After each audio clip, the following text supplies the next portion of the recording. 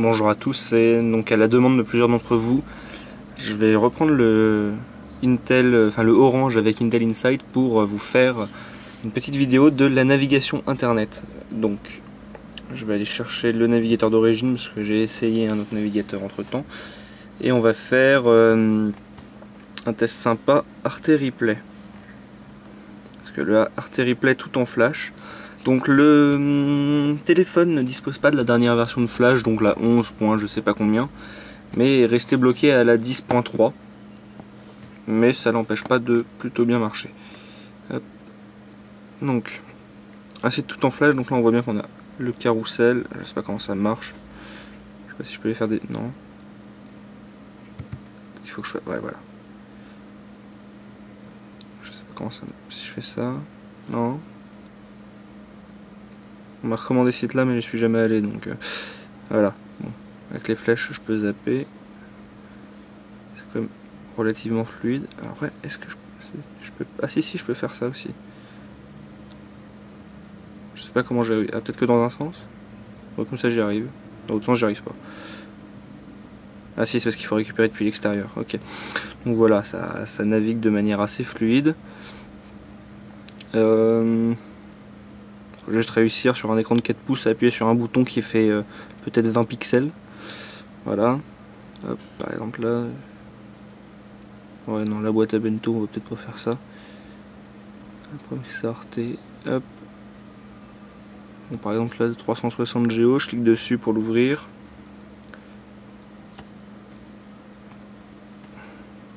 Donc on voit que je peux continuer à naviguer de manière relativement fluide sans problème.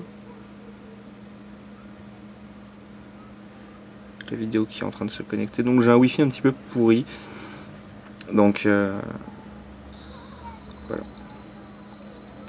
Donc là, malgré qu'il y ait la vidéo en train de se lire, je peux encore naviguer de manière bien fluide pour rappeler que c'est du single core. Et alors voilà, accrocher le bon bouton, voilà. Hop, je vais mettre le full screen. Si non, je l'ai mis en qualité standard. Voilà, full screen. Bien sûr, si je vais le remettre en HD, j'y arriverai pas. Putain. Trop petit pour du tactile comme interface. Hein. Ouais. Bon, bref. Allez. Donc voilà. Ça marche très bien. Pour du flash en tout cas. J'ai rarement vu du flash marcher de manière très fluide sur un appareil mobile. Là ça marche vraiment bien.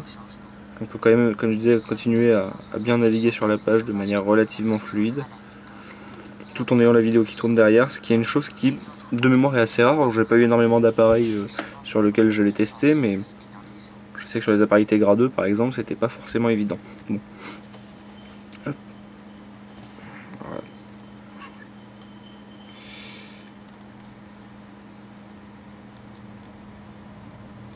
Qu'est-ce que je fais là? J'ai du mal avec le clavier par contre. On a 4,3 pouces. D'ailleurs, j'ai pas parlé du clavier dans ma dernière vidéo. Il est fourni de base avec le clavier swipe, que j'ai très vite remplacé parce que je le supporte pas, mais pour ceux qui, je sais qu'il y a beaucoup d'adeptes de ce clavier, c'est une plutôt bonne nouvelle pour eux, j'imagine. Donc voilà, après on va faire un site web plus classique, on va faire Android pour les nuls. Hop, c'est la version mobile. Menu, paramètres, je sais pas si je peux forcer l'affichage en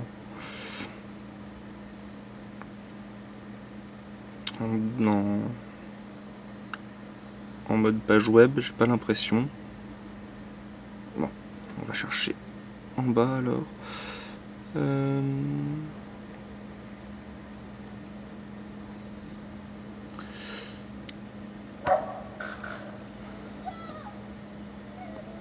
Bon, je sais même pas où est le lien sur le site pour passer en page.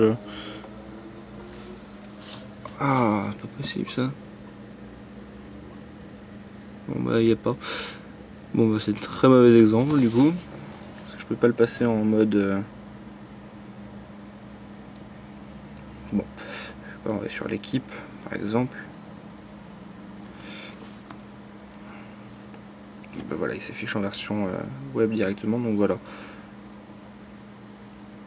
La navigation web elle est fluide, le pinch to zoom il marche bien.